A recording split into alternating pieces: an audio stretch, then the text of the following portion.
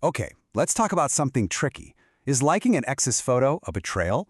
What about, and this is a real thing now, having a secret emotional connection with an AI? In our super connected world, the old rules of infidelity are kind of being rewritten on the fly, and honestly, the lines have never been blurrier. So let's try and break down what cheating really means today. It used to feel a lot more simple, right? Infidelity was something that happened in the physical world. But now, our phones can hold entire secret lives. The whole landscape of betrayal has expanded from the bedroom to our DMs. And let's face it, the old rules just don't really apply anymore. So that brings us to the big question. What is cheating now in 2026? Seriously. The old definitions feel so outdated, and it leaves a lot of us in this gray area, not really sure where the line is. If you're struggling to define that line, trust me, you are not alone. Let's try to find some clarity. I mean, think about these modern dilemmas. Is a like on a photo just a like, or is it a tiny little betrayal? Where does a harmless DM conversation cross the line and become an emotional affair? And get this, in a world where AI can offer companionship, can you actually cheat on your partner with a machine? These aren't just hypotheticals anymore. They're the new, weird frontiers of infidelity.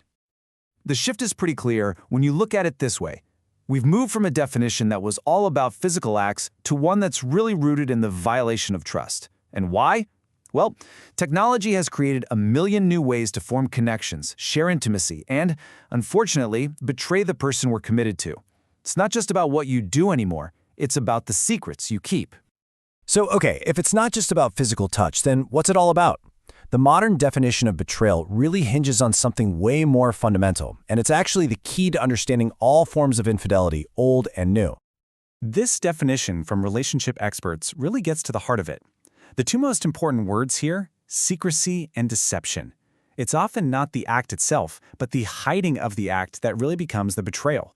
I mean, if you have to conceal it from your partner, that is a major red flag that you're crossing a boundary.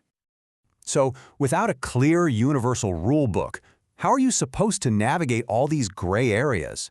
Well, there's a simple gut check you can use, a personal litmus test that just cuts right through the confusion and gets to the heart of the matter.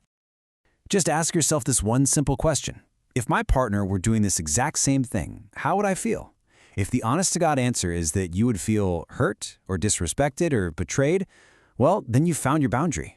This question works so well because it forces us to step outside of our own justifications and really consider the emotional impact of our actions on the person we love. To get an even clearer picture of this whole complex landscape, it helps to think of infidelity as a spectrum. So let's break it down into four main categories, from the most traditional stuff to the most modern forms of betrayal. Okay, so first we have the classic, physical infidelity. Then we move to emotional affairs, which, can be even more devastating because they steal the intimacy and connection that are supposed to be the foundation of the relationship. And then in the digital world, we've got online cheating. The opportunities for secret connections are endless, and sexting, which creates a whole separate sexual intimacy with someone else. The delivery method might be different, but that core violation of trust is exactly the same. And don't make the mistake of thinking this is rare. Data from the Institute for Family Studies shows that a pretty significant percentage of married people admit to infidelity.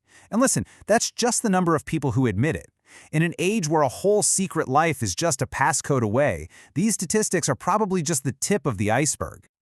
All right, let's dive deeper into this digital age, where our phones have pretty much become the ultimate third partner in a relationship. Think about it. It's a partner that's with us 24/7, holds all our secrets, and can connect us to a world of temptation with just a single tap. The frontiers of infidelity are expanding in ways we never could have imagined.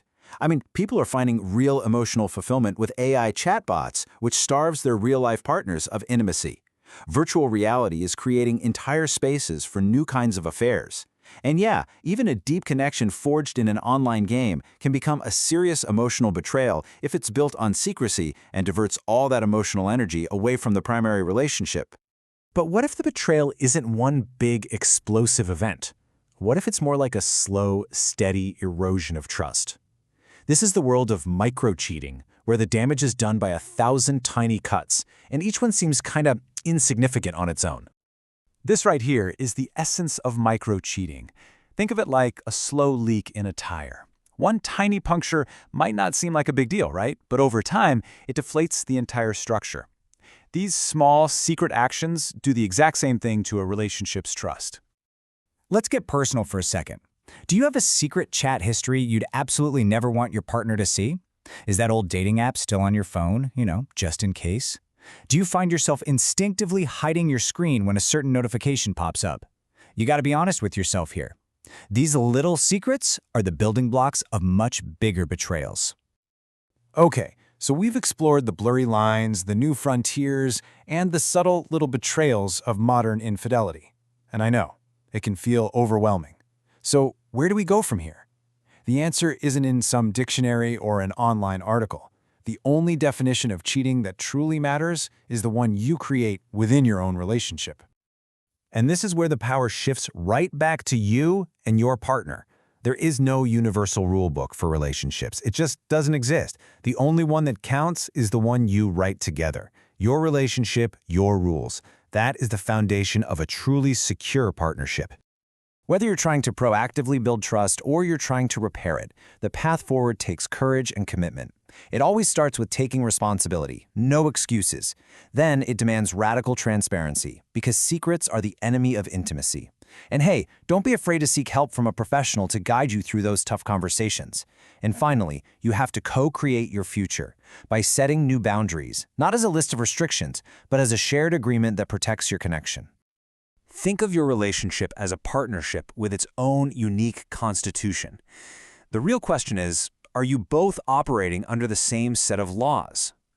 A shared understanding of your commitments is the ultimate safeguard against betrayal.